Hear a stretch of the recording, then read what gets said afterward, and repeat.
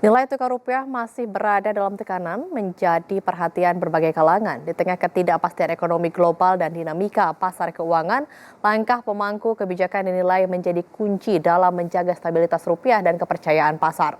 Apa saja yang perlu dilakukan pemangku kebijakan agar nilai tukar rupiah kembali stabil? Kami akan mengulasnya lebih dalam bersama Direktur Eksekutif Center of Reform on Economics atau KOR Indonesia, Muhammad Faisal. Terima kasih Mas Faisal sudah bergabung bersama Jopos TV. Selamat malam, terima kasih kembali Mbak Rati. Ya Mas Faisal, melihat kondisi terkini, apa faktor utama yang menekan nilai tukar rupiah, Mas? Faktor eksternal dan faktor domestik sama besarnya peran dalam pelemahan rupiah sekarang. Tapi sepertinya kalau kita melihat akhir-akhir ini faktor domestik cukup sedikit lebih besar dampaknya ya terhadap pelemahan rupiah dibandingkan faktor global. Kenapa saya bisa katakan begitu? Karena kalau hanya melihat faktor global, nah sebetulnya mestinya semua negara tingkat pelemahan mata uangnya terhadap US dollar semestinya kurang lebih sama ya. Nah, tapi pada dasarnya sekarang kalau kita melihat perbandingan antara rupiah dengan negara-negara peers, rupiah ini termasuk yang pelemahannya paling dalam di samping juga rupiah India. Nah, sementara negara-negara peers yang lain, ada Thailand, ada Korea, ada Philippines, ya itu juga melemah, tapi dengan tingkat pelemahan yang lebih landai dibandingkan dengan kita. Bahkan beberapa mata uang lain seperti misalnya Malaysian Ringgit malah menguat ya, dan juga sejumlah mata uang yang lain. Itu menandakan bahwa walaupun memang ada konflik geopolitik yang kemudian mendorong banyak pemilik modal untuk mencari tempat-tempat yang lebih aman untuk berinvestasi. Nah, tapi ada juga faktor domestik yang mempengaruhi sehingga variasi pelemahan atau volatilitas nilai tukar ini sangat berbeda pada saat sekarang. Nah, beberapa yang menjadi catatan untuk Indonesia ya, ini diantaranya adalah masalah keterkaitan dengan kepastian daripada kebijakan. Kemudian juga bagaimana dengan kondisi fiskal pada saat sekarang yang itu dipengaruhi juga oleh bagaimana tata kelola fiskalnya tentu saja. Dan selain itu memang ada faktor yang fundamental yang lain yang bukan hanya terjadi pada saat-saat sekarang. Jadi itu adalah uh, defisit transaksi berjalan. Nah, jadi artinya untuk Indonesia paling tidak ada dua defisit ya yang menjadi faktor yang menekan rupiah pada saat sekarang. Defisit fiskal yang melebar, yang kedua defisit transaksi berjalan yang juga masih lebar sampai dengan sekarang. Oke, disebutkan barusan faktor eksternal dan domestik, namun sebenarnya faktor domestik lebih mempengaruhi begitu. Kemudian apa langkah jangka pendek yang perlu dilakukan pemangku kebijakan untuk menahan tekanan terhadap rupiah?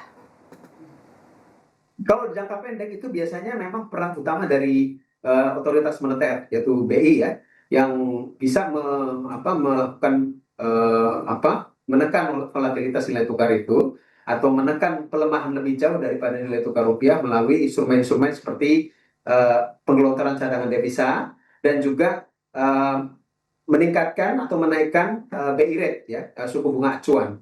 Nah, dua hal ini sudah dilakukan ya. Terakhir itu suku bunga acuan dinaikkan 50 basis point. Ini adalah langkah yang belum dilakukan dalam beberapa tahun terakhir ya.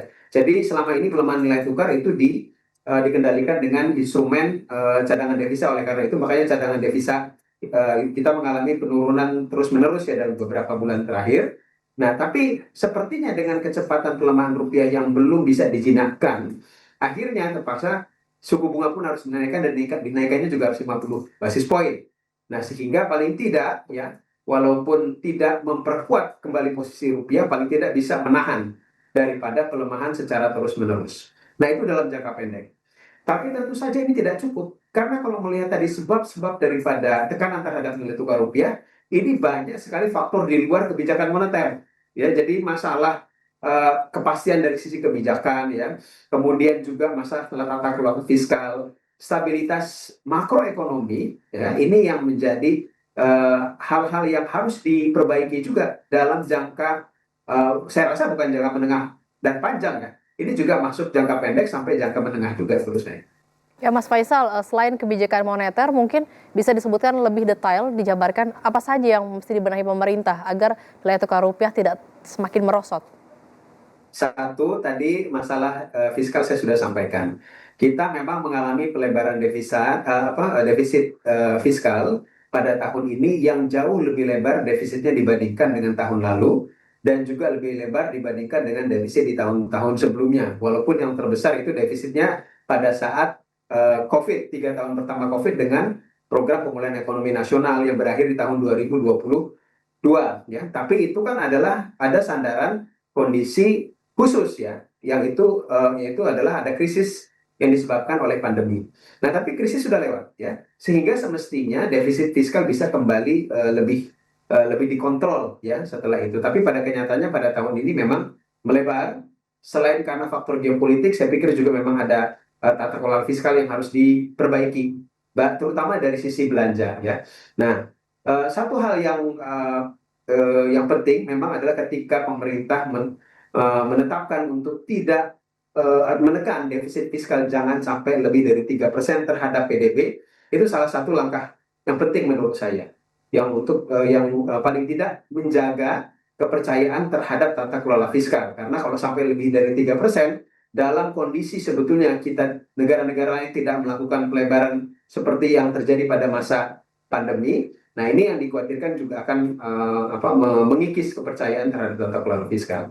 Yang kedua, secara lebih teknis lagi, selain tadi secara agregat defisit yang tidak lebih dari 3% terhadap PDB, juga adalah dalam hal eksekusi dari program-program prioritas pemerintah dan alokasi belanja. Ya, nah ini juga menjadi sorotan karena ini menunjukkan sebetulnya sejauh mana sebetulnya efektivitas daripada program-program prioritas pemerintah ini dan tata kelola dari sisi termasuk diantaranya adalah good governance ya.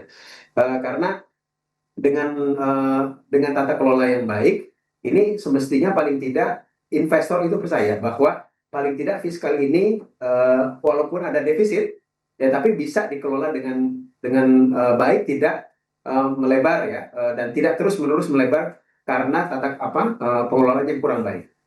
Lalu yang kedua selain dari sisi fiskal juga adalah masalah uh, uh, kepastian daripada kebijakan, kepastian arah kebijakan dan pentingnya untuk tidak cepat untuk mengubah-ubah kebijakan, terutama kebijakan-kebijakan yang berpengaruh besar terhadap iklim usaha ya.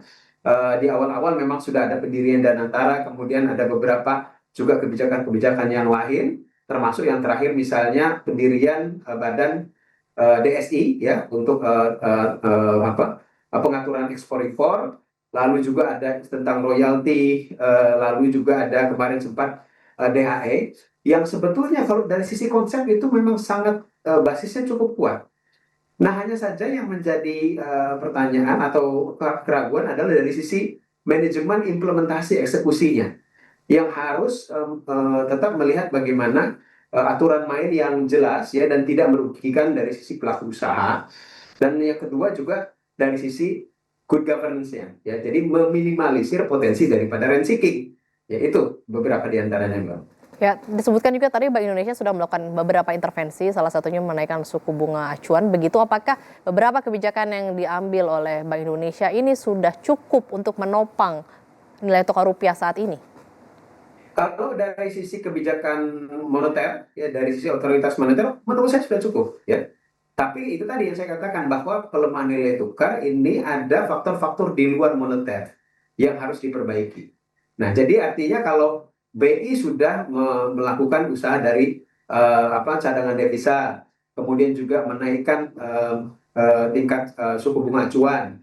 Pada saat yang sama juga masih tetap memberikan kelonggaran dari sisi instrumen GWM, giro wajib minimum ya. Nah, dan juga makroprudensial. Lalu dari sisi yang lain, nah ini kalau kita melihat dari pergerakan rupiah kan belum menguat ya. Walaupun sudah dikatakan bahwa ini sebetulnya rupiah itu under value, artinya sebetulnya para pelaku itu overreacted ya terhadap kondisi yang ada. Nah, berarti itu adalah masalah trust yang harus dibenahi ya. Trust terhadap kebijakan berarti ini sudah areanya di luar moneter ya. Tadi ada masalah fiskal dan terutama kaitannya dengan kewenangan pemerintah ini. Ya, di tengah kondisi saat ini, apa pesan dan rekomendasi dari Mas Faisal kepada pemangku kebijakan agar rupiah lebih stabil dan kepercayaan pasar tetap terjaga? Karena kuncinya adalah masalah trust ya. Jadi pemerintah perlu serius untuk melihat isu trust ini dengan cara mengeluarkan kebijakan-kebijakan jangan sampai yang justru alih-alih memperbaiki kepercayaan pelaku usaha terhadap pemerintah, tapi justru malah deteriorating ya, jadi justru malah mengikisnya.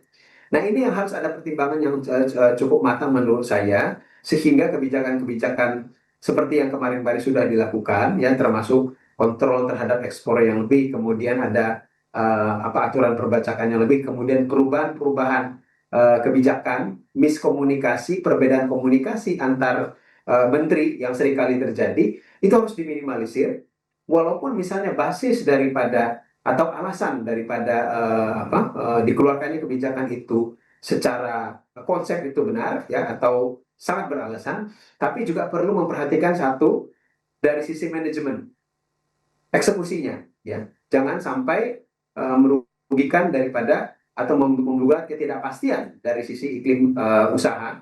Yang kedua itu juga dari sisi timing saya pikir ya.